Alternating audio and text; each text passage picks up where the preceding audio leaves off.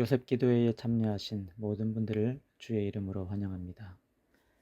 이 시간은 상식과 비상식이라는 주제로 말씀을 나누겠습니다. 돈이면 이 세상 모든 것을 다 살 수 있다. 그러나 한 가지 살 수 없는 것이 있으니 바로 상식이다. 탈무드에 나오는 말입니다. 상식은 인간이 함께 살아가는 데 있어서 꼭 필요한 개념입니다. 그러나 상식에만 머물러 있어서는 안 됩니다. 1903년 12월 17일 인류 최초의 동력 비행이 성공합니다. 사실 그때까지만 해도 날아보겠다는 것은 상식을 벗어난 생각이었습니다. 그러나 라이트 형제의 이 발상은 인류의 삶을 완전히 바꿔 놓았습니다. 다른 모든 중요한 발명, 발견, 발전도 상식을 벗어나는 데서 시작되었습니다.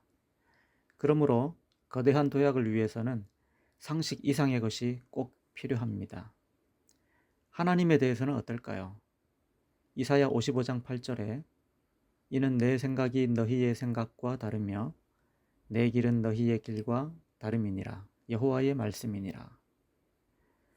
하나님은 모든 지식과 힘과 상식을 초월해 계신 분이라고 말씀하고 있습니다. 우리 인간과 차원이 다른 분이십니다. 얼마나 다른가? 이사야 55장 9절에는 이는 하늘이 땅보다 높음같이 내 길은 너희의 길보다 높으며 내 생각은 너희의 생각보다 높음이니라. 하늘이 땅보다 높음 같다고 비유하였습니다. 여러분, 우주가 얼마나 클까요? 아무도 모르죠. 왜냐하면 흔히 말하듯이 우주는 빛의 속도로 464억 년을 달려야 도달할 수 있는 지점, 거기까지만 관측 가능하기 때문입니다. 나머지는 관측이 되지 않습니다. 그 이상은 빛의 속도보다 더 빨리 멀어지기 때문에 관측이 불가능한 것입니다. 그래서 나머지 우주의 크기는 아무도 모릅니다. 하나님은 바로 이런 분이라고 성경은 말합니다. 사실 물리학의 발전은 상식 초월의 연속이었습니다. 사과는 떨어지는 것이 당연합니다. 그런데 뉴턴은 사과가 왜 떨어질까? 그리고 중력을 발견합니다. 큰 물질이 있으면 잡아당긴다는 것이죠. 그런데 아인슈타인이 등장합니다. 중력이라는 힘이 따로 있는 것이 아니라 중력은 큰 물질이 주변의 시간과 공간을 휘어지게 하기 때문에 나타나는 현상일 뿐이라고 말합니다. 우리가 경험해 온 상식에서는 이해하기 힘든 문제이지만 이 모든 것은 이미 다 증명되었습니다. 그리고 물질 세계 자체가 비상식적입니다. 예를 들어 빛은 입자이기도 하고 동시에 파동이기도 합니다. 물질의 특성도 있지만 에너지의 특성도 있다고 하는 것입니다. 우리의 경험한 상식으로는 이해하기가 정말 어렵습니다. 이런 창조 세계를 보니 하나님은 상식 그 이상이신 분이 분명합니다. 그렇다면 하나님께서 이루어 가시는 구원 문제에 대해서는 어떨까요? 우리가 앞에 읽었던 이사야 55장 8절을 다시 읽습니다. 이는 내 생각이 너희의 생각과 다르며 내 길은 너희의 길과 다름이니라. 여호와의 말씀이니라. 그런데 이 말씀을 하시는 맥락을 알기 위해서는 8절 바로 앞에 나오는 6절과 7절을 읽어야 합니다. 6절부터 읽습니다. 너희는 여호와를 만날 만한 때에 찾으라. 가까이 계실 때에 그를 부르라. 악인은 그의 길을, 불의한 자는 그의 생각을 버리고 여호와께로 돌아오라. 그리하면 그가 긍휼히 여기시리라. 우리 하나님께로 돌아오라. 그가 너그럽게 용서하시리라. 돌아오면 용서하시겠다. 사실 죄를 지으면 벌을 받는 것이 당연합니다. 이것이 상식입니다. 살인자들, 중범죄자들이 있습니다. 우리나라는 유독 형벌이 약한 것이 사실입니다. 그래서 사람들은 제발 형벌을 무겁게 하라고 외치고 있습니다. 그게 우리에게는 상식이기 때문에 그렇습니다. 그런데 하나님은 돌아오면 용서하시겠다고 하십니다. 즉 구원 문제에 있어서도 하나님은 인간의 상식을 초월하고 계십니다. 사탄은 이걸 이해하지 못했습니다. 인간이 하나님의 율법을 범해서 죄인이 되었습니다. 그러면 율법에 따라 처벌받아야 하므로 죽는 것으로 끝내야 한다고 주장하였습니다. 맞는 말입니까? 그렇습니다. 이것은 상식입니다. 그러나 하나님은 상식 이상이신 분이십니다. 돌아오면 용서하겠다. 무엇을 근거로 용서하신다는 말입니까? 죄인을 대신하여 내 아들을 죽게 함으로. 사실 이것도 상식 밖의 결정이었습니다. 사탄은 이걸 이해하지 못했습니다. 아니, 알았지만 설마 끝까지 그렇게 희생할 것이라고는 계산하지 못했습니다. 그래서 십자가로 자꾸 내몰면서 내려와라 내려와라 한 것입니다. 자기 생각, 자기 상식선에서 하나님을 이해했기 때문입니다. 그러므로 기독교는 상식 이상의 종교입니다. 내 상식으로 성경을 이해하는 것은 불가능합니다.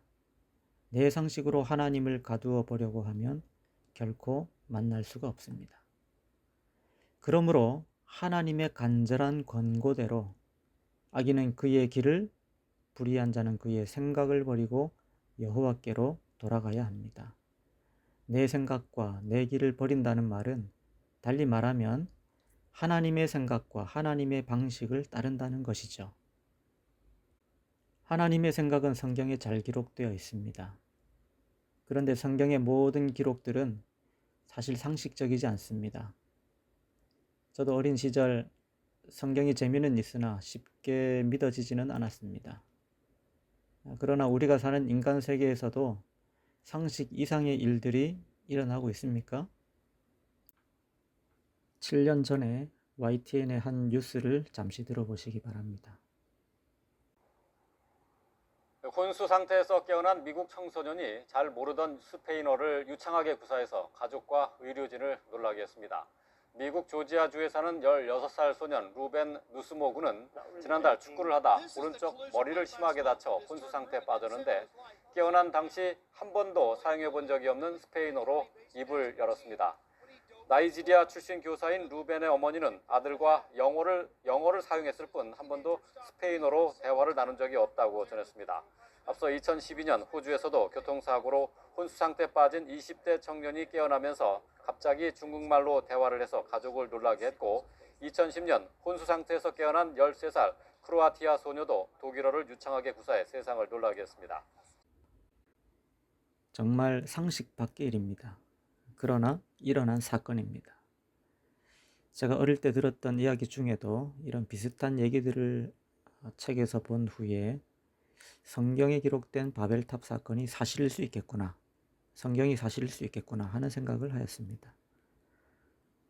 그렇습니다. 성경은 비상식적인 사건들로 가득합니다. 그러나 성경은 우리의 상식 이상이신 하나님의 영감으로 된 책입니다. 내 생각을 버리고 이 말씀을 온전히 믿고 받아들여야 하겠습니다. 그리고 중요한 것은 거기에 그칠 것이 아니라 내 길을 버리고 하나님의 길을 따라야 한다고 하는 것입니다. 달리 말하면 하나님의 방식, 하나님의 율법을 따라 믿음으로 행동하는 것입니다. 요단강을 밟아라. 그러면 물이 멈출 것이다. 하나님의 이 말씀은 세상 상식으로 이해가 되지 않습니다. 그러나 믿음으로 순종하니 물이 멈추었습니까? 가장 물이 범람할 때였지만 물이 멈춥니다. 강 한가운데로 건넜습니다. 하나님의 말씀을 믿음으로 순종할 때 하나님께서 도우시고 이루십니다. 이것이 하나님의 상식입니다. 내 생각과 내 길을 따르면서 죄와 불신 가운데 있었다면 이제 그 모든 것을 버리고 하나님의 생각, 하나님의 길을 따라가 봅시다. 그래서 내 상식을 뛰어넘는 하나님의 큰 구원 가운데서 살아가야 하겠습니다. 오늘 하루도 그 구원의 기쁨 가운데서 사시길 바라며 말씀을 마칩니다. 함께 기도하겠습니다.